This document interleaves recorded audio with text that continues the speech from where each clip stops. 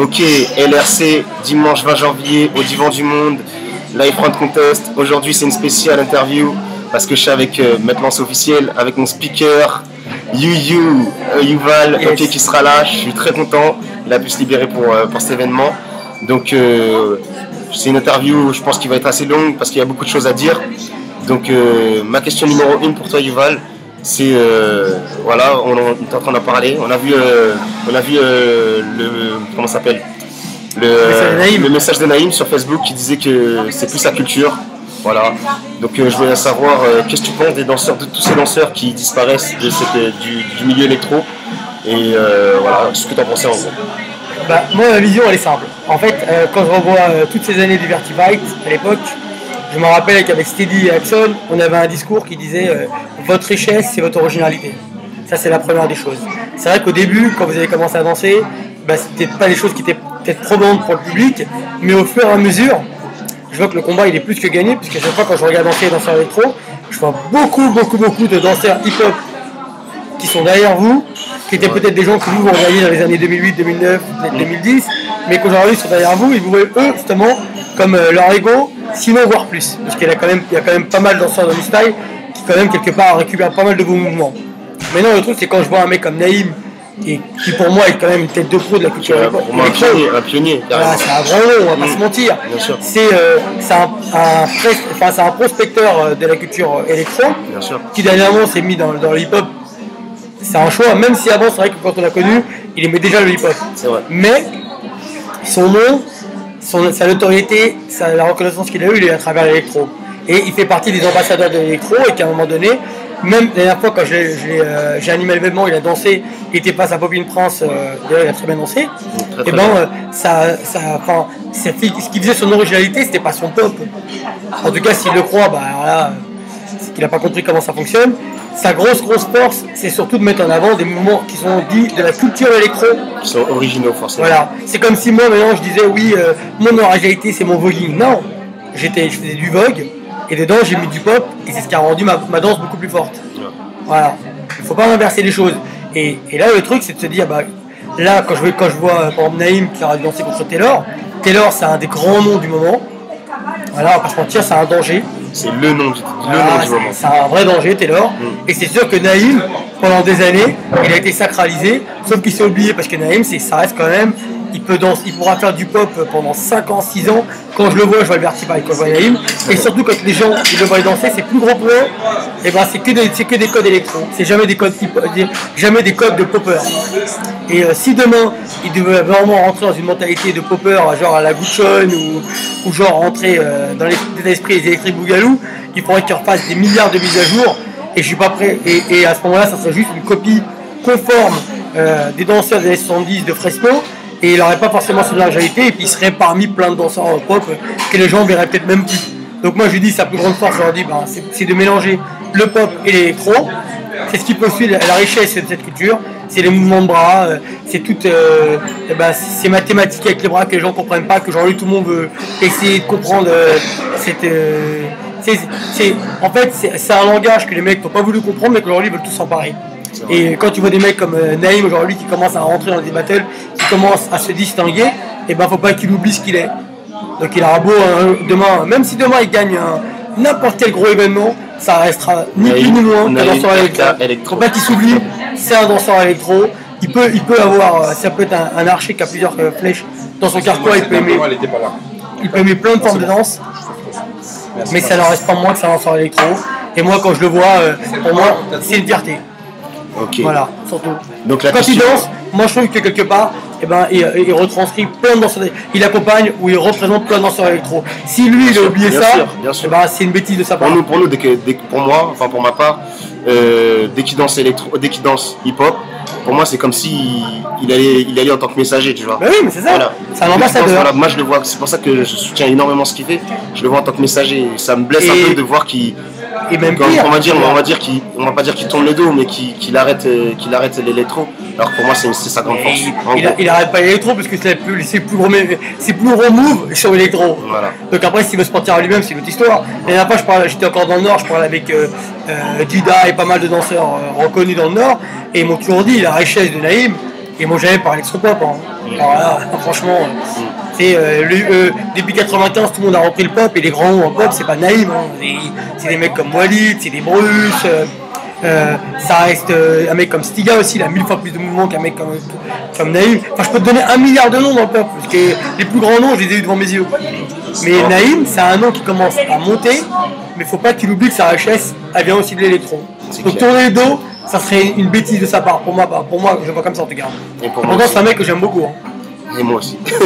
Donc question numéro 2 pour toi, Yuval, on rentre dans le vif du sujet. LRC, Live Rock Contest, voilà. Et le 20 janvier, tu seras mon speaker, mais beaucoup plus pour moi, c'est ce que j'espère de toi. J'espère que tu vas me mettre une sorte d'ambiance, une sorte d'osmose, on va dire de guerre, voilà. Donc j'aimerais savoir ce que tu penses du concept. Alors le concept, en gros, c'est à peu près une dizaine de rencontres avec des guests, un battle électro avec 16 sélectionnés et un autre battle hip-hop new style avec 8 sélectionnés, avec les qualifs sur place. Yuval qui sera en chef d'orchestre. Donc voilà, qu'est-ce que t'en penses? Moi je pense que j'ai écouté Jihad parler, j'ai aimé ce qu'il a dit. À part quand il rentre dans du personnel sur des histoires de kebab, ça intéresse personne. Mais sinon dans tout ce qu'il a dit, je me suis retrouvé. C'est-à-dire que la finalité c'est qu'il faut des mecs dans cet esprit-là, un peu guerrier. Après Jihad, en dehors de ce qu'il a dit, il n'est pas désagréable comme mec, tu vois. Mais ce que je veux dire c'est que dans son discours, tu sens un discours que j'aimerais un peu plus retrouver dans la culture hip-hop. On a eu la chance d'avoir le 50 de Gland, donc ça a remis quelques mecs qui étaient dans le front arrière, qui les ont remis un peu en avant, parce qu'ils ont eu besoin à un moment donné de se dire finalement j'avais des antécédents avec des danseurs, je vais les mettre en avant. Et Gia dans son discours, c'est vrai qu'il avait la vérité. Il y a plus aujourd'hui de collectifs que de vrais groupes. Mais ça c'est pas la faute, c'est aussi la faute de l'air du temps, c'est aussi la faute du Vertify parce qu'on a tellement d'événements. Après les gens ils essayent de créer des ramifications à leur manière. Et puis ces collectifs en question, ça n'a pas été semble que négatif puisqu'ils sont produits dans plein d'événements hip-hop et ça a permis aussi à hip-hop de se dire ah ouais quand même dans électro, ils sont charmés. Vous quand vous avez dansé la ITH, vous avez fait un carton, là dernièrement plein tarif, il faut attendre, on va pas se mentir. Il faudrait plus d'initiatives dans ce genre-là, mais il ne faut pas oublier qu'on appartient tous à des familles qui sont complètement différentes. Et quand j'ai écouté le message, j'ai aimé aussi Kazik, moi j'ai vu que c'est de là. Kazik était là parlé parce qu'en fidélité, il avait quand même du respect pour Jihad. Et puis en même temps, le fait que les mecs qui passent, ça va donner un bon ton à l'événement. Ça veut dire que les battles, ça va pas être des 1000% mythos. Ça va être des 1000%, ça va vraiment se rentrer dedans et ça va pas être des échanges comme dans le hip-hop. C'est-à-dire que quand je vois un mec comme Naïm qui va vers le pop, il doit bien se faire chier quand même dans le pop. Parce que dans le pop, c'est trop pisse. Mais oui, c'est trop pisse, franchement. Et quand je vois ton événement, je me retrouve dans les premières années du 1000% à la dépense. Et c'est ça qu'on a besoin. Même chez nous, on a besoin. Les premières années, quand je faisais 1000%, j'ai Vertify. Là, c'est l'esprit que j'aimerais retrouver. Voilà. C'est le meilleur esprit du monde au niveau de la danse, ce qui permet de progresser. Ça leur donne une base et ça leur donne un repère et ils savent qu'ils sont obligés d'être forts. Après, il ne faut pas se dédouaner de ça. Vous êtes des danseurs, on ne vous demande pas d'avoir une animosité envers qui que ce soit, mais à partir du moment où vous avez un zebla, il faut défendre vos couleurs. Et c'est bien, bon, même si pour moi, tu vois, ça compte de gland. Bien sûr, mais on va pas se cacher, le concept est un peu modifié, voilà, je me suis inspiré de ça, parce que pour moi, le Cercle Underground, c'est le meilleur événement en France, et je pense que tous les événements devraient aller dans cette direction, c'est-à-dire avec des battles engagés. Donc voilà pourquoi je me suis inspiré. Non, t'as raison, voilà. Même moi, je suis très fier d'animer l'événement, je suis très charmé. En plus, quand j'entends les mecs comment ils parlent, je me dis putain, même si j'avais pas été speaker, je serais quand même venu pour regarder. Parce qu'il y a peu d'événements hip-hop où je me dis putain, ça va être charmé comme ça. Et pourtant, il y a 1 milliard d'événements, donc c'est chaud. Ça veut dire que je m'emmerde 1 milliard de fois. Bon, maintenant, vas-y, troisième question. C'est le rituel, question typique. Vas-y. Voilà, donc la troisième question, c'est la seule que j'ai préparée, celle-là. Vas-y, la chouette. Donc il y a beaucoup de gens qui disent voilà 2007, création du Vertify. Voilà. Donc vous étiez là, à l'époque il y avait toi, Jaggy, Steady. Ouais, c'est vrai. Voilà, donc c'était le début, vous avez porté cette culture parce qu'à un moment Tectonique même nous a laissé. Tectonique c'est la nuit et puis à un moment donné vous ne représentiez plus forcément l'image de ce qu'était la marque Tectonique. Donc voilà, vous avez porté on va dire toute cette culture. Après, manque de peau, il y a eu un creux. Il y a eu un creux, là, voilà, malgré que vous ayez des événements, les gens venaient moins. Voilà. Ouais, c'est vrai. Et il y a beaucoup de gens qui disent que qui vous considèrent comme des opportunistes. Genre voilà, vous étiez là, il y avait du buzz, il n'y a plus de buzz, vous n'êtes plus là. D'accord. Donc voilà, moi j'aimerais savoir ce que devient Vertify à l'heure d'aujourd'hui. Voilà, qui est encore dans Vertify, qui dirige Vertify, voilà. Alors, et voilà, et ce que tu penses de ça. Voilà, les gens qui disent opportuniste, il y a 3 paramètres à pas oublier. La première, c'est qu'on est en 2007, la mode elle s'appelle tectonique pour la terre entière, et qu'à la base, il y avait deux visions. La première, c'était que moi, nous, on était dans la culture hip-hop, on s'en cache pas. Et la deuxième, c'est que la culture tectonique, c'était la culture des blancs. La culture hip-hop, c'était pour les rebeux et les blacks. Et quand la tectonique est arrivée, tout le monde dit ouais, c'est la danse des blancs. Regarde les premiers ecclésiastes, et plein de groupes SMDB. C'était plus un profil blanc parce que la culture électro, elle est plus pour les blancs. Par définition, c'est comme ça que les gens ils voyaient les choses. Ensuite, nous, quand on est arrivé dans l'électro, on est arrivé à un moment donné où on était en haut, c'est-à-dire qu'il y avait plein d'événements. Mais au bout de 6 mois, tectonique, ils ont arrêté. Nous, on n'a pas continué 6 mois, on a continué 5 ans.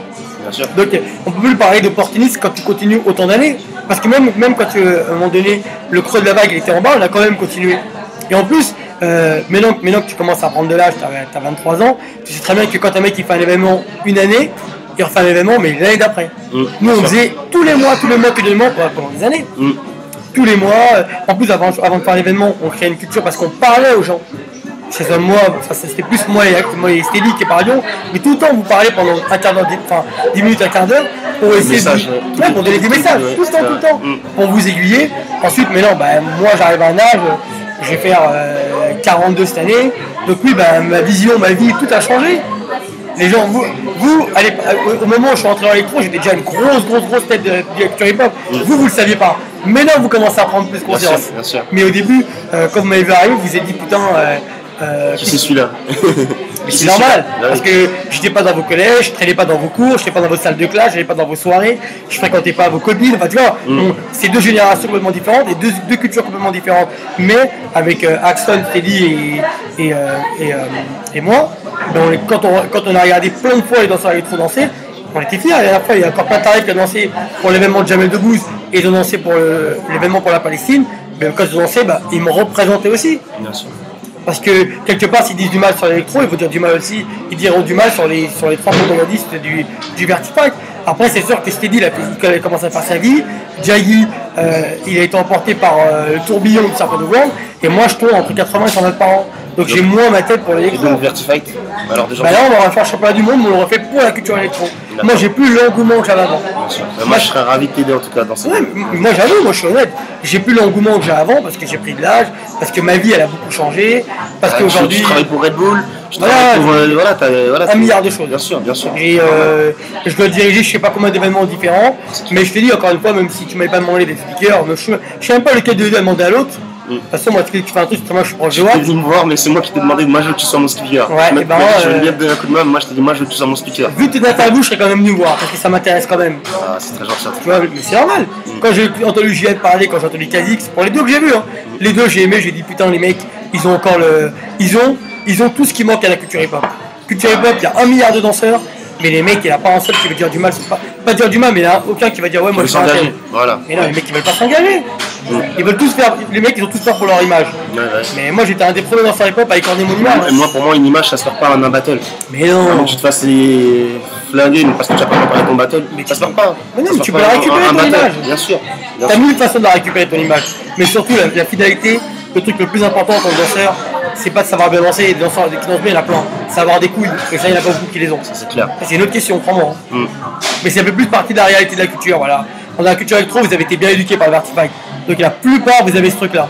Mais la culture hip-hop, c'est ce qui manque, malheureusement. Voilà. Parce que je vois beaucoup d'événements, mais je vois très peu de mecs qui oseraient aller chercher quelqu'un. Mais j'espère qu'en tout cas, pour le LRC, merci, c'est gentil. Pour le LRC, j'espère que les gens, tous les danseurs hip-hop viendront avec une mentalité. C'est la C4 aussi, qui organise des événements. Bien sûr. Je peux les oublier. Ils seront là en guest. Donc voilà, j'espère que. Dédicace à Ken qui est sur le côté. Yes. Et LRC, dimanche 20 janvier, Marvin Street qui sera là. Voilà, Yuval qui sera speaker. Et allez-y vraiment à fond les mecs. Vous savez que c'est moi qui anime. Voilà. Moi, pas de s'imager, on n'est pas loin du copinage, allez-y vraiment. Même les danseurs hip-hop qui vont venir, vont être dans cette mentalité-là ce jour-là aussi. C'est la guerre. Voilà, LRC, Yuval, merci à toi. Peace. Gros dédicace à toi, t'es plus un danseur, t'es un activiste, c'est encore plus fort. Merci. Peace.